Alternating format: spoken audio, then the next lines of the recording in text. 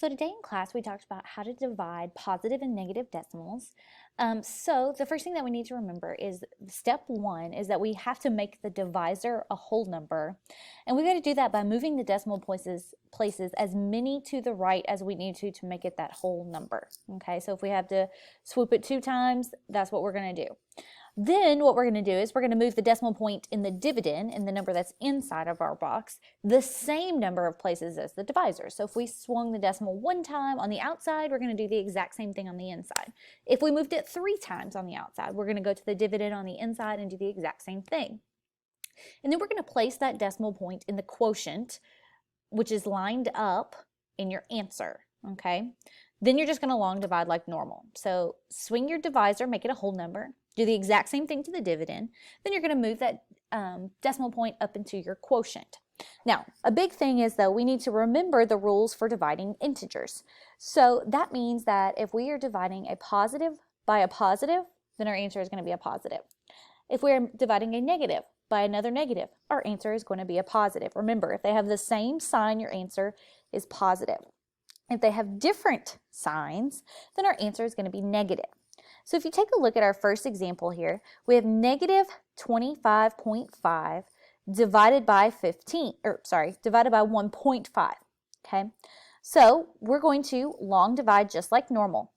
25.5 is my dividend. It's going to go inside of our box, and 1.5 is our divisor. It's going to go outside the box. Now, just like I said when we were adding, subtracting, and multiplying decimals, I always like to deal with my sign, what my answer is going to be at the beginning. That way I don't forget it through all my computation. Here I have a negative divided by a positive. Those are different signs, so I know that my quotient, my answer, is going to be a negative. I'm going to go ahead and put that up there so I don't forget. And then I'm just going to long divide like normal. So we need to first make 1.5 a whole number. So that means I'm going to swing this decimal point 1 time, and it becomes a 15. I need to do the exact same thing on the inside to my divisor. Whatever I do on the outside, I also have to do on the inside. So I'm going to swing that decimal point 1 time.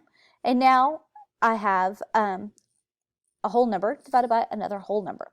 I'm going to move this decimal up into my quotient so I keep everything all nice and neat and lined up. And now I'm just going to long divide. So I have 15 goes into 2 0 times.